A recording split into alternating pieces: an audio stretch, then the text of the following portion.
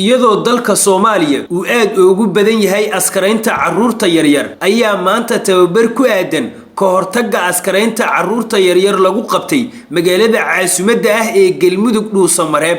Tababarkan oo loo qabtay in ka badan 30 sargaal oo ka shaqayn doonta ka hortagidda in la askareeyo carruurta waxaana soo qaban qaabisay wasaaradda gaashaandhigga Soomaaliya. ugu horreynna waxaa goobta ka hadlay qaar ka mid ah saraakiisha tababarka bixinaysay oo ka warbixiyay faa'iidooyinka uu leeyahay tababarkan oo ay u nasiibsadeen marka guutada shaqaynad iyo ololkeeda kala taba maanta oo awal aan soo gaari jirin maadaama ay ahaayeen ciidankii alusana ka soo wareegay oo aan soo gaarin wacyigelintaas maanta aad bay u nasiibsadeen haddana isla markaan waxa nasiib ah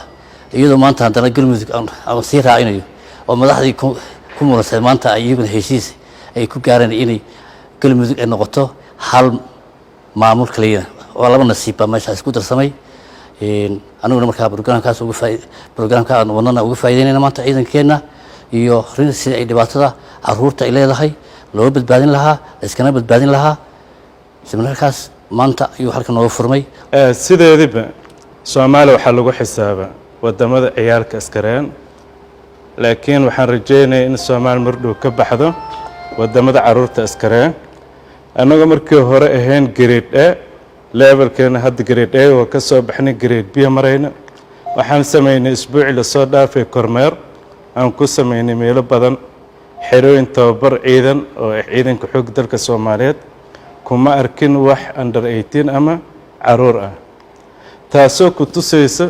in maanta ciidankeena horumar fiican gaareen oo ah in la askareen carruur. dhinaca kale waxa iyana goobta ka hadlay qaar ka mid ah saraakiishii qaadanaysay tababarkan oo yiri sidan waxaan meeshan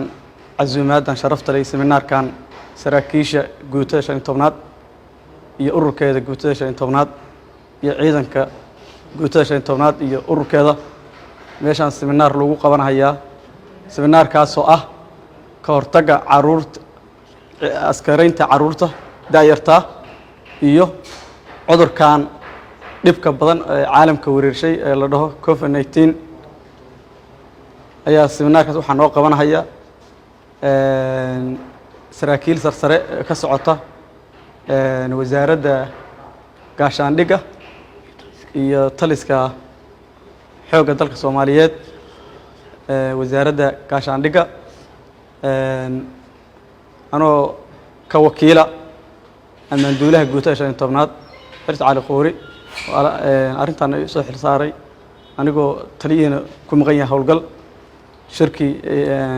seminaarka waa noo furan yahay waxayna kor u qaadi doontaa saraakiisha iyo saraakiil xigeenka horjoogayaasha aqoontooda iyo siday ula tacaamulaan goobaha dagaalka carruuraha diilaan mahayo lagula kulmi doono taasi marka waxaan uga mahad celinaynaa madaxdeena oo ka timid xoogga dalka Soomaaliyeed iyo wasaaradda gaashaandhigga. Mawlid Jaamac Faarax Mawlid Galwaaq warbaahinta CW magaalada Cabudwaaq ee bartamaha Soomaaliya.